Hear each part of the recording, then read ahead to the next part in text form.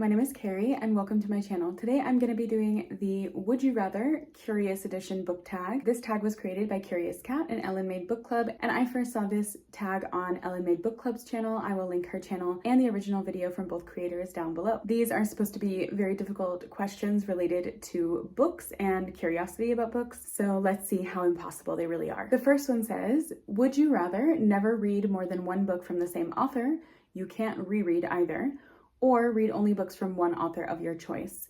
I would definitely rather never read more than one book from the same author. I don't want to limit myself to one author because that's so limiting, not just in the books that you can read, but the perspectives you're exposed to. I also don't reread books very often, and sometimes there are authors that I love who I truly forget to return to in other books. So yeah, I definitely would rather read different authors. The second one says, would you rather read a book with an unlikable main character or your favorite character dies? I would definitely rather read a book with an unlikable main character because this is vague enough that I have to wonder, are they just generally unlikable, or is it that I personally find them unlikable and can't stand them?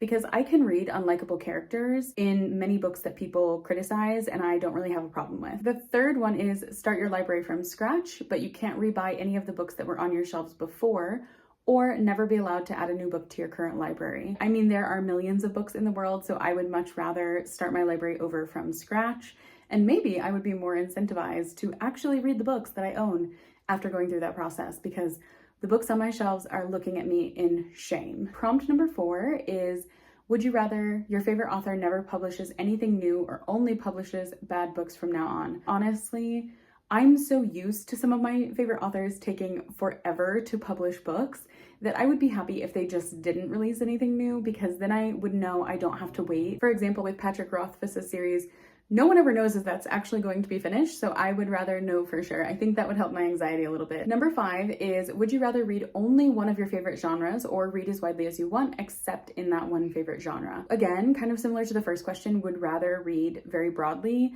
I also think I have a difficult time saying one genre is my favorite. To be honest, if I said like mystery or poetry, I would definitely miss those genres. But I think there's so many other books out there that I could end up enjoying that it wouldn't be absolutely awful, because just in the past decade, my reading tastes have changed so drastically in terms of my favorite genre, the stories that I really like. So I think it's manageable. Number 6 is be stranded forever on a desert island with a full library, or still live in society but books have disappeared. I'm gonna be so honest, I would rather live on a deserted island with a full library of books, because in that way you're still educating yourself. I could swim like every day. I also think I'm pretty great company, so I am gonna be fine. Number 7 is labeled as science fiction fantasy, and it says, would you rather read only 5-star series but they're unfinished, or read thick standalones with a bunch of info dumping? This is hard for me because both of these options do not sound good. However, I am gonna be really for real with myself right now, in that I already don't finish a bunch of series usually. So I'm gonna go with the 5 stars because at least I know they are 5 stars. Also, info dumping drives me absolutely up the wall, so I could not survive long in that genre. Number 8 is labeled as mystery. Would you rather always get book twists spoiled, or they all have an open ending or the killer isn't caught? I definitely would prefer open endings because, controversially, I think more mystery series need to buy into open endings or like the killer not being caught, because that's a great way to build a series, but people aren't ready for that. People don't want to listen to that. Although, I don't know, it does say all books, so maybe that's not such a great solution. Tragic times. Number 9 is historical romance. Would you rather have a great love story but with historical inaccuracies, or a toxic or meh love story but great historical world building? I'm afraid they're gonna take my history degree from me when I say this. I'll hold your hand while I say this. I don't care about historical inaccuracies in romance books, really, unless they are, operating a cell phone in the 1800s. And I don't expect historical romances to always stick to historically accurate time periods, because I know not a lot of people will put the time and energy into that, but I am not about to allow toxic or meh love stories. Number 10 does not have a category with it. It just says, would you rather read a book that has the best characters, plot, and writing? You can only choose one, but none of the others. I would rather read a book that has the best writing, because characters and plot, depending on the book, I mean, not every book has that already. So there are a lot of books with really great writing where even if the characters are a little weak or the plot is a little weak, I am still intrigued enough by the writing that I will continue on with it. So I think the writing is more important to me of the three. Number 11 says, would you rather have a friend who loses your books or mistreats them, stains them, breaks the spine? I don't really lend out books to people, and every time I have, there has been something that has gone wrong with them. So I have experienced both ends of this spectrum. I think I would rather that they mistreat the book, because at least I get the book back. And again, this is a spectrum. Staining a book could be a minor stain or a major one. Breaking the spine, I do that to my own books often, so I can't be too picky about that. Next up, number 12 says, would you rather never be allowed to visit a bookstore again or be banned from all the libraries in the world? I would absolutely rather be banned from bookstores, and I have a very reasonable explanation for this, in that where I live, there are very few English bookstores available. I have not been to an English bookstore in this country in months, so I truly can survive without a bookstore.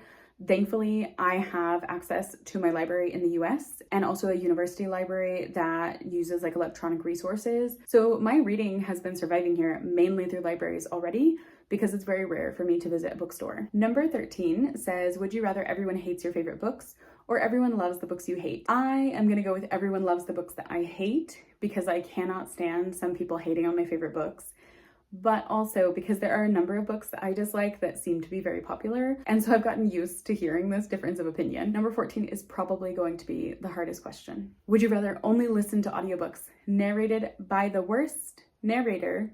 Their example is Mickey Mouse, which if I ever have to listen to an audiobook narrated by Mickey Mouse, no. The other option is to only read physical books in terrible lighting. This is really hard because I don't have great eyes. My eyes are getting worse over the course of my life. I am currently trying to put off going to the eye doctor because I am terrified of what they're gonna say at my newest update. So I don't really think I can read books in terrible lighting, but I also cannot listen to audiobooks if they're narrated by Mickey Mouse. Or even if they're a bad narrator. I have quit audiobooks over such little things related to narrators. There was one narrator that mispronounced a word and I just got so angry I stopped. There are so many things I'm picky about with audiobooks. I don't think I could do either of these. I guess I'm gonna have to choose read physical books in terrible lighting, because I cannot stand narration issues. So, my eyes are gonna get worse. Don't tell my optician. Number 15 says, would you rather read books from the same series or collection that don't match, or read books printed in a tiny font? I absolutely don't care if series don't match. There have been so many series that have exposure therapied me out of that. When I was younger, I used to care about this a lot. I distinctly remember Ellen Hopkins, her book sizes changed, and it was truly traumatic for me. I didn't know what to do. I was well, now I can't buy the rest of the books that I'm missing from my collection, because I used to collect all of her books. I have so gotten over in the years since then, with so many cover changes that have happened to books, which I would like that to stop permanently. It's just, I can't care about that anymore. And again, my eyes are bad. I can't risk terrible lighting and tiny font. It's a no for me, dog. Number 16, the last technical prompt, is would you rather never post another YouTube video or never watch YouTube ever again? I would rather never post another YouTube video. I'm already a little bit inconsistent on YouTube if I don't carefully plan things.